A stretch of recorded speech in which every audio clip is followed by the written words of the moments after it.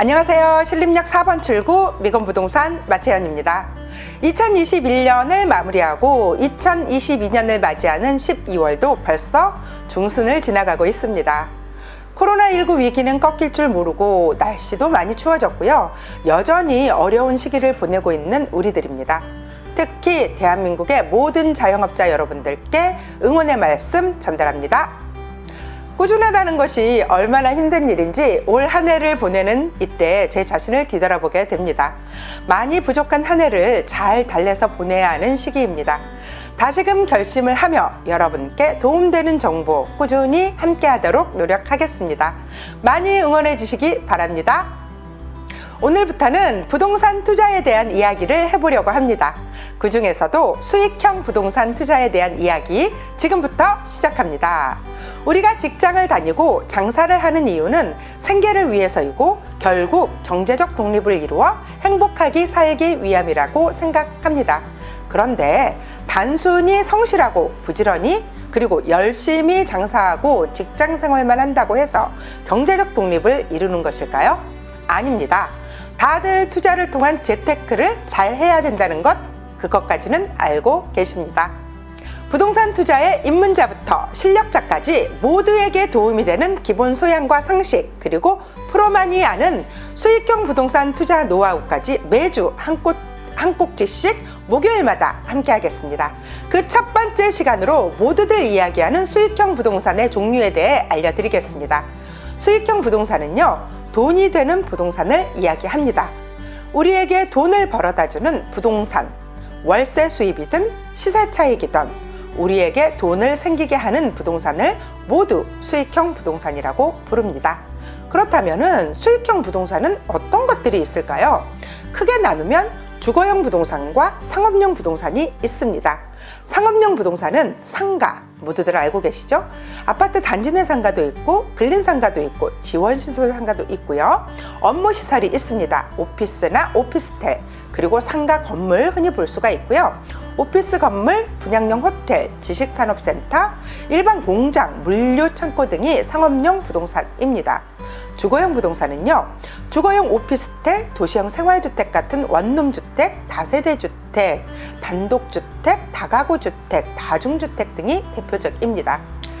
현재 수익형 부동산의 시장 상황 여러분들 잘 알고 계시죠? 현재 정부는 강력한 다주택자에 대한 규제를 하고 있습니다. 주택시장에 집중된 이런 강력한 규제 상황이 우리가 사실상 주택에 투자한다는 것은 매우 어렵게 되어 있습니다. 그럼에도 불구하고 실수요자들은 주택 봐야 되겠죠? 그러므로 수익형 부동산 중에서도 상업용 부동산인 오피스, 상가, 지식산업센터, 일반 공장, 물류창고 등의 상업용 부동산에 투자자들의 관심이 현재 굉장히 집중되고 있고 실제 자금이 투자되고 있고요. 대출 금융도 상업용 부동산에 집중되어 있는 상황입니다. 그래서 요즘 수익형 부동산의 대명사인 상업용 부동산 투자 상품으로 아주 좋은데요. 그 중에서도 상가, 수익형 부동산의 꽃이라고 불리죠. 상가 투자에 대한 이야기를 해보겠습니다. 상가는 일반 투자자들의 로망이고요. 어려운 투자이지만 제대로 투자한다면 안정적인 임대 수익과 높은 시세 차익을 가져다 줍니다. 상업용 부동산에 비해 안정된 수익을 자랑하는 주거용 부동산, 그 중에서도 단독주택, 다가구주택이 있죠. 왜냐하면 실수요자도 있으니까 설명드릴게요. 우리나라 중산층이 살면서 임대 수익과 시세 차익을 실현할 수 있는 대표적인 부동산 재테크 수단이기도 합니다. 주거용 부동산은 주거용 오피스텔은 상대적으로 적은 금액으로 투자하는 상품인데요. 다른 부동산 투자도 그렇지만 특히 주거용 오피스텔을 투자할 때는 부동산 세금, 그 세금에 대한 자세한 사항을 알고 투자해야 만족할 것입니다. 그래서 오늘 하고 싶은 말 결론은요, 수익형 부동산을 투자한다는 것은 실력이 있어야 한다는 것입니다. 실력을 키우기 위해서는 탄탄한 배경 지식이 필요하기 때문에 꾸준한 공부를 해야 합니다. 시시때때로 변하는 정부의 정책을 예측하고 지역을 분석하고 상권 분석, 입지 분석이 필요하며 공법적, 민법적 사항과 시시때때로 바뀌는 부동산 세금에 대한 내용도 기본 소양으로 갖추고 있어야 합니다.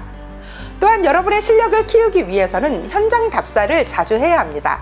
지역은 꾸준히 발전하고 쇠퇴합니다. 특히 상업용 부동산이라면 상권과 입지가 중요한데 상권은 살아있는 생물과 같이 늘 변화합니다. 그래서 현장을 자주 꾸준히 방문하는 것이 무엇보다도 중요합니다.